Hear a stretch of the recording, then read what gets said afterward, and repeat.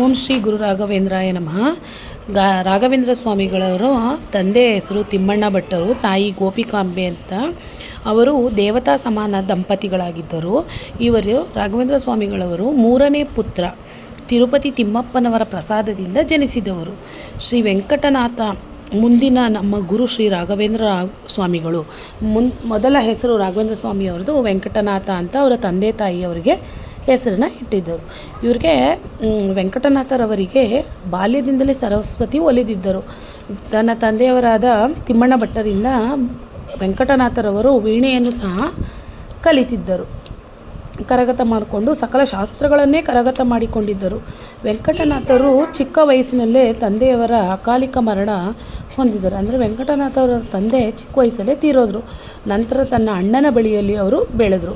ಶ್ರೀ ಸುಧೀಂದ್ರ ತೀರ್ಥರ ಬಳಿ ವಿದ್ಯೆಯನ್ನು ಕಲಿತರು. ಅವರು ವೆಂಕಟನಾಥರವರು ಅಂದರೆ ರಾಘವೇಂದ್ರ ಸ್ವಾಮಿಗಳು ಗುರು ಸುಧೀಂದ್ರ ತೀರ್ಥರ ಬಳಿ ವಿದ್ಯೆಯನ್ನು ಕಲಿತರು. ಸುಧೀಂದ್ರ ತೀರ್ಥರ ಬಳಿ ವಿದ್ಯೆಯನ್ನು ಕಲಿತರು. ಯೌವನ ಅವಸ್ಥೆಗೆ ಬಂದಾಗ ಅವರು ಸರಸ್ವತಿ ಎಂಬುವರನ್ನು ಮದುವೆಯಾದರು.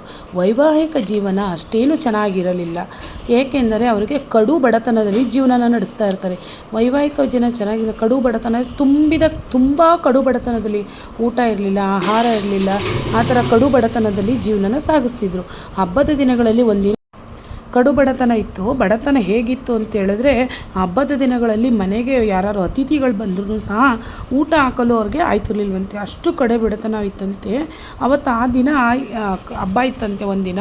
ಆಗ ಅವ್ರ ಮನೆಗೆ ಅತಿಥಿ ಬಂದಾಗ ಅವ್ರ ಹೆಂಡತಿ ಏನು ಮಾಡ್ತಾರೆ, ತನ್ನ ಹತ್ರ ಇದ್ದ ಮಾಂಗಲ್ಯ ಸರವನ್ನು ಮಾರಿ ಅತಿಥಿಗಳನ್ನು ಉಪಚರಿಸಿದಂತೆ. ಈ ಥರ ಗಂಡ ಹೆಂಡತಿ ತುಂಬಾ ಅನ್ಯೂನ್ಯವಾಗಿ ಇದ್ದರು. ಈ ಬಡತನ ತಾಳಲಾರದೆ ವೆಂಕಟನಾಥರು ಏನು ಮಾಡ್ತಾರೆ ಅಂತ ಹೇಳಿದ್ರೆ, ತಮಿಳುನಾಡಿನ ಕುಂಭಕರ್ಣಕ್ಕೆ ಬಂದು ತಮ್ಮ ಗುರುಗಳಾದ ಸುಧೀಂದ್ರ ತೀರ್ಥರ ಆಶ್ರಯವನ್ನು ಪಡಿತಾರೆ. ಏನು ಮಾಡ್ತಾರೆ ವೆಂಕಟನಾಥರು ಅಂದರೆ, ಶ್ರೀ ರಾಘವೇಂದ್ರ ಸ್ವಾಮಿಗಳು ಈ ಥರ ತುಂಬ ಕಡು ಬಡತನ ಇರೋದ್ರಿಂದ ಕಾರಣ ಅವರು ತಮಿಳುನಾಡಿನ ಕುಂಭಕೋಣಕ್ಕೆ ಬಂದು ಗುರುಗಳಾದ ಸುಧೀಂದ್ರ ತೀರ್ಥರ ಆಶ್ರಯವನ್ನು ಪಡಿತಾರೆ. ಒಂದು ಪವಾಡವೇ ನಡೆಯುತ್ತೆ. ಒಂದಿನ ಕುಂಭಕೋಣ ಆಶ್ರಮದಲ್ಲಿ ತುಂಬ ಬ್ರಾಹ್ಮಣರು ಬಂದು ಒಂದು ಅಗ್ನಿ ಅಥವಾ ಒಂದು ಮಹಾಯಾಗ ನಡೀತಿರುತ್ತೆ. ಅಲ್ಲಿ ಬ್ರಾಹ್ಮಣರಿಗೆ ತಿಮ್ಮಣ್ಣ ಭಟ್ಟರು ಹೇಳ್ತಾರೆ, ಇವರಿಗೆ ವೆಂಕಟನಾಥರು ಹೇಳ್ತಾರೆ, ಇವ್ರಿಗೆಲ್ಲ ಗಂಧನ ತೇರಿ ಗುರುಗಳೇ, ಅಂದರೆ ರಾಘವೇಂದ್ರ ಸ್ವಾಮಿಗಳಿಗೆ ಗಂಧ ತೇರಿ ಅಂತಾರೆ. ಅವರೇನು ಮಾಡ್ತಾರೆ, ರಾಘವೇಂದ್ರ ಸ್ವಾಮಿಗಳು ಅಗ್ನಿ ಮಂತ್ರವನ್ನು ಜಪಿಸ್ಕೊಂಡು ಗಂಧನ ತೇಯ್ತಾರೆ.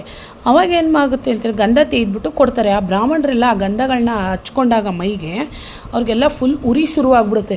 ಅವಾಗ ಎಲ್ಲರೂ ಬೈಯಕ್ಕೆ ಶುರು ಮಾಡಿಬಿಡ್ತಾರೆ ರಾಘವೇಂದ್ರ ಸ್ವಾಮಿಗಳನ್ನ. ಏನಂತ ಕೇಳ್ತಾರೆ ಸುಧೀಂದ್ರ ತೀರ್ಥರು, ಏನಾಯ್ತಪ್ಪ, ಯಾಕೆ ಗಂಧ ತೇಯ್ಬೇಕಾದ್ರೆ ಯಾವ ಮಂತ್ರ ಪ್ರಚೋದಿಸ್ತೆ ಅಂತ ಕೇಳ್ತಾರೆ. ಅವಾಗ ಅವರು ಅಗ್ನಿ ಮಂತ್ರವನ್ನು ಜಪಿಸ್ಕೊಂಡು ಗಂಧವನ್ನು ತೇಯ್ತಿದ್ದೆ ಗುರುಗಳೇ ಅಂತ ಹೇಳ್ತಾರೆ. ಆ ಗಂಧವನ್ನು ಯಾರೆಲ್ಲ ಹಾಕಿಕೊಂಡರೋ ಆ ಬ್ರಾಹ್ಮಣರಿಗೆಲ್ಲ ಬೆಂಕಿ ಮೈಗೆಲ್ಲ ಹತ್ತಿದಂತ ಆಗುತ್ತದೆ. ವೆಂಕಟನಾಥರ ಶಕ್ತಿಯನ್ನು ನೆನೆದು ಆಗೇನು ಮಾಡ್ತಾರೆ ಗುರುಗಳು ಸುಧೀಂದ್ರ ಬರ್ತೆ ಹೇಳ್ತಾರೆ ರಾಘವೇಂದ್ರ ಸ್ವಾಮಿಗಳಿಗೆ, ನೀನು ಇನ್ನೊಂದು ಒಳ್ಳೆಯದಾಗಲಿ ಗಂಧಭರಿತ ಅಗ್ನಿ ಹೇಳಿದೆಯಲ್ವ, ಇವಾಗ ಅವ್ರು ಹೇಳ್ತಾರೆ ಮತ್ತೆ ವರ್ಣಸ್ತೋತ್ರವನ್ನು, ವರ್ಣ ಅಂದರೆ ಚಿನ್ನದ ಸ್ತೋತ್ರವನ್ನು ಹೇಳಿಕೊಂಡು ಗಂಧ ತೇಯಿ ಅಂತ ಹೇಳ್ತಾರೆ.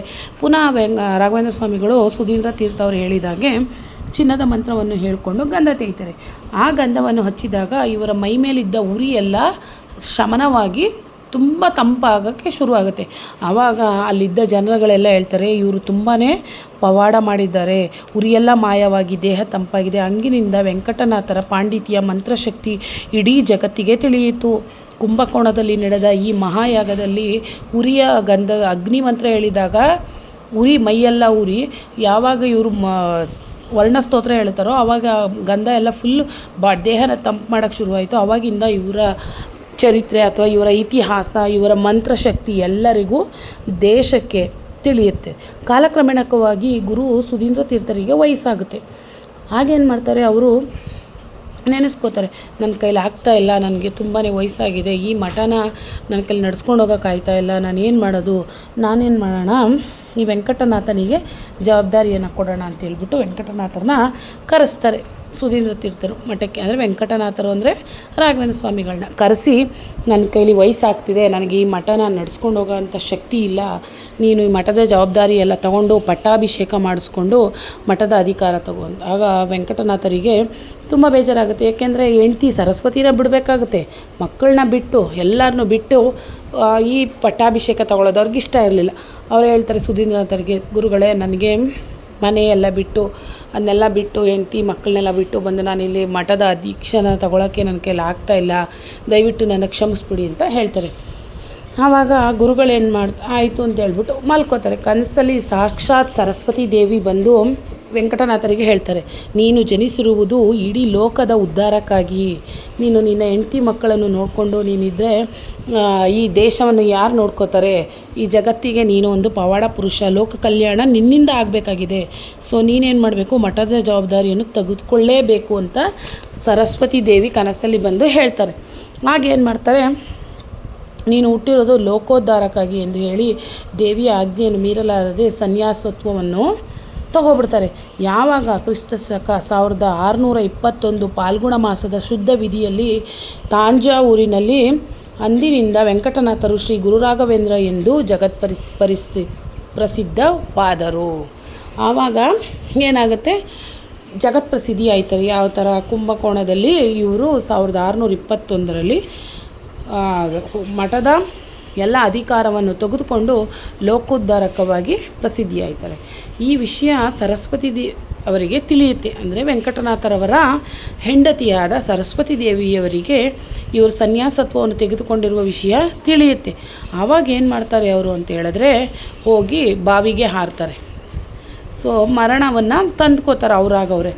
ಆವಾಗ ಗುರುಗಳಿಗೆ ಗೊತ್ತಾಗುತ್ತೆ, ಅವರ ಆತ್ಮ ಸಾಯಲ್ಲ, ಬಂದು ಗುರುಗಳಿಗೆ ಹಿಂಸೆ ಕೊಡ್ತಾ ಇರುತ್ತೆ. ಅಂದರೆ ಸುತ್ತ ರಾಘವೇಂದ್ರ ಸ್ವಾಮಿ ಅವ್ರಿಗೆ ಎಲ್ಲೆಲ್ಲಿ ಹೋಗ್ತಾರೆ ಅಲ್ಲಿಗೆಲ್ಲ ಮಠಕ್ಕೆಲ್ಲ ಬಂದು ಅವ್ರಿಗೆ ಪರಿಪೂರ್ಣ ಆಗಿರಲ್ಲ ಆತ್ಮ. ಸೊ ಅವಾಗೇನು ಮಾಡ್ತಾರೆ, ಈ ಗುರುಗಳು ರಾಘವೇಂದ್ರ ಸ್ವಾಮಿಯವರು ಅವರ ಕೈಯಲ್ಲಿದ್ದ ಮಂತ್ರಾಕ್ಷತೆಯ ನೀರನ್ನು ಆ ಸರಸ್ವತಿ ದೇವಿಯ ಆತ್ಮದ ಮೇಲೆ ಪ್ರೋಕ್ಷಣೆ ಮಾಡ್ತಾರೆ. ಆಗ ಆತ್ಮಕ್ಕೆ ಮುಕ್ತಿ ಸಿಕ್ಕಿ ಹೋಗುತ್ತೆ. ಇದೆಲ್ಲ ಎರಡ ರಾಘವೇಂದ್ರ ಸ್ವಾಮಿಗಳು ತುಂಬ ಬೇಕಾದಷ್ಟು ತ್ಯಾಗ ಮತ್ತು ಲೋಕ ಕಲ್ಯಾಣ ಸೇವೆಗಳನ್ನು ಮಾಡಿದ್ದಾರೆ. ಅದೇ ಥರ ಹೋಗಿ ತಾನು ಜೀವಂತವಾಗಿದ್ದಾಗಲೇ ಸ್ವಾಮಿಗಳು ಹೋಗಿ ಇದರೊಳಗೆ ಜೀವಂತವಾಗಿ ಮಾಡ್ತಾರೆ. ಬೃಂದಾವನದಲ್ಲಿ ಸೇರ್ಕೋತಾರೆ. ಬೃಂದಾವನದಲ್ಲಿ ಹೇಳ್ತಾರೆ ಅವರು, ಬೃಂದಾವನ ಎಲ್ಲ ಕಟ್ಟಾದಮೇಲೆ ಜನಗಳೆಲ್ಲ ತುಂಬಾ ಹೇಳ್ತಿರ್ತಾರೆ, ಬೇಡ ಬೇಡ ನೀವು ನನಗೆ ಸಹಾಯ ಮಾಡಬೇಕಂತ. ಬೃಂದಾವನ ಎಲ್ಲ ಕಟ್ಟಾದಮೇಲೆ ಬೃಂದಾವನದಿಂದ ಒಂದು ಸೌಂಡ್ ಬರುತ್ತೆ, ನಾನು ಇಲ್ಲೇ ಇದ್ದೀನಿ, ನಾನು ನಿಮಗೆಲ್ರಿಗೂ ಹೆಲ್ಪ್ ಮಾಡ್ತೀನಿ, ನಾನು ನಿಮ್ಮನ್ನ ನೋಡ್ತಾ ಇದ್ದೀನಿ ಅಂತ ಸ್ವಾಮಿಗಳು ಹೇಳ್ತಾರೆ. ಅದೇ ಥರ ಈಗ ತುಂಬ 800 ವರ್ಷಗಳ ಕಾಲ ನಾನು ಈ ಜಗತ್ತಿನಲ್ಲೇ ಇದ್ದು ಎಲ್ಲ ಜನರ ಕಷ್ಟ ಸುಖಗಳಿಗೆ ನಾನು ಸೇವೆ ಮಾಡ್ತೀನಿ, ನೀನು ಕಷ್ಟದಲ್ಲಿ ಯಾರು ನನ್ನ ಕರೀತಾರೋ ಅವ್ರಿಗೆಲ್ಲ ನಾನು ಹೆಲ್ಪ್ ಮಾಡ್ತೀನಿ ಅಂತ ಹೇಳಿ ದೇವರು ಹೇಳಿ ಅಂತ ಕೂಗ್ತಾರೆ. ನೀವು ಯಾರೇ ಎಂಥ ಕಷ್ಟದಲ್ಲೇ ಇರಿ, ನಿಮ್ಗೇನಾದರೂ ಕಷ್ಟ ಇದೆ, ಬೇಕು, ಶ್ರೀ ಗುರುರಾಘವೇಂದ್ರಾಯ ನಮಃ ಅಂತ ಕರೀರಿ, ನಿಮಗೆ ತಕ್ಷಣಕ್ಕೆ ಬಂದು ಒಂದು ಸೂಚನೆ ಅಂತೂ ಸಿಕ್ಕೇ ಸಿಗುತ್ತೆ. ನಾನು ಪ್ರತಿ ಗುರುವಾರ ಪೂಜೆ ಮಾಡ್ತಿದ್ದೀನಿ. ನಾನಿವಾಗ 30-40 ವಾರ ಆಗಿರ್ಬೋದು ನನ್ನ ಅಂದಾಜಲ್ಲಿ. ನನಗಂತೂ ಪ್ರತಿದಿನವೂ ಒಂದೊಂದು ಹೊಸ ಚೇಂಜಸ್ ಕಾಣಿಸುತ್ತೆ, ಮತ್ತು ಒಂದು ಹೊಸದು ಹುಮ್ಮಸ್ಸು, ಮತ್ತು ನಾನು ಬಿಸ್ನೆಸ್ ಮಾಡ್ತೀನಿ ಅದು ಇನ್ಕ್ರೀಸ್ ಆಗುತ್ತೆ. ಅಟ್ಲೀಸ್ಟ್ ಪ್ರತಿದಿನ ಒಂದಾದರೂ ವ್ಯಾಪಾರ ಆಗುತ್ತೆ. ಮತ್ತು ನನಗೇನೇ ಕಷ್ಟ ಇದ್ದರೂ ದೇವರೇ ಹಿಂಗೆ ಆಗಬಾರ್ದಪ್ಪ ಅಂದರೆ ತಕ್ಷಣವೇ ನನಗೆ ಸೂಚನೆ ಸಿಗುತ್ತೆ. ಯಾರೆಲ್ಲ ರಾಘವೇಂದ್ರ ಸ್ವಾಮಿನ ನಂಬಿ ಪೂಜೆ ಮಾಡ್ತೀರಾ ಅವ್ರಿಗೆಲ್ಲರಿಗೂ ದೇವ್ರು ಒಳ್ಳೆಯದೇ ಮಾಡುತ್ತೆ. ನೀವು ನಂಬಿ ಪೂಜೆ ಮಾಡಿ ನಿಮ್ಮಲ್ಲಿರೋ ಕಷ್ಟ ಕಾರ್ಪಣ್ಯಗಳಿಗೆ ದೇವರು ಸ್ಪಂದಿಸ್ತಾರೆ. ಸೊ ಯಾರೆಲ್ಲ ಚಾನಲ್ನ ಫಾಲೋ ಮಾಡದೆ ನೋಡ್ತೀರಾ ಪ್ಲೀಸ್ ಚಾನಲ್ನ ಫಾಲೋ ಮಾಡ್ಕೊಳ್ಳಿ. ಅದೇ ಥರ ಪಕ್ಕದಲ್ಲಿರೋ ಬೆಲ್ ಐಕಾನ್ ಪ್ರೆಸ್ ಮಾಡೋದನ್ನ ಮರಿಬೇಡಿ. ಇದರಿಂದ ನಿಮಗೆ ಬೇಗ ನೋಟಿಫಿಕೇಷನ್ ಸಿಗುತ್ತೆ ನಾನೇನಾದರೂ ವೀಡಿಯೋಸ್ನ ಅಪ್ಲೋಡ್ ಮಾಡಿದಾಗ. ಸಿಗೋಣ ನೆಕ್ಸ್ಟ್ ವೀಡಿಯೋದಲ್ಲಿ. ಅಲ್ಲಿವರೆಗೂ take care, bye bye, thanks for watching. ನಾನು ಹೇಳಿದ್ದ ಕಥೆಯಲ್ಲಿ ಏನಾದರೂ ತಪ್ಪಿದರೆ ನನ್ನನ್ನು ಸರಿ ಮಾಡಿ ಅಥವಾ ಕಮೆಂಟ್ಸ್ ಮಾಡಿ ಅಂತ ಹೇಳ್ತೀನಿ. ನಾನು ಅಷ್ಟೇ ತುಂಬ ವೀಡಿಯೋಗಳನ್ನ ನೋಡಿ ಕಥೆಗಳನ್ನ ಬರ್ಕೊಂಡು ನಿಮಗೆ ಹೇಳ್ತಾ ಇದ್ದೀನಿ ಕತೆ ರೂಪದಲ್ಲಿ. ಇನ್ನೂ ತುಂಬಾ ಕಥೆಗಳಿದೆ. ಅದು ಇನ್ನು ಮುಂದೆ ವೀಕ್ಲಿ ನಾನು ಪೂಜೆ ಮಾಡ್ತೀನಲ್ವ, ಅವಾಗೆಲ್ಲ ಒಂದೊಂದು ಕತೆ ಹೇಳೋಣ ಅಂತ ಅಂದ್ಕೊಂಡಿದ್ದೀನಿ. ಸೊ ನೋಡೋಣ ಆ ದೇವರು ಎಲ್ಲಿವರೆಗೂ ನನ್ನ ತಲುಪಿಸುತ್ತೆ, ನಾನು ಅಲ್ಲಿವರೆಗೂ ಹೇಳ್ತೀನಿ ಕಥೆನ ಅಂತ ಅಂದ್ಕೊಂಡಿದ್ದೀನಿ. ಸೊ ಸಿಗೋಣ. Thanks for watching.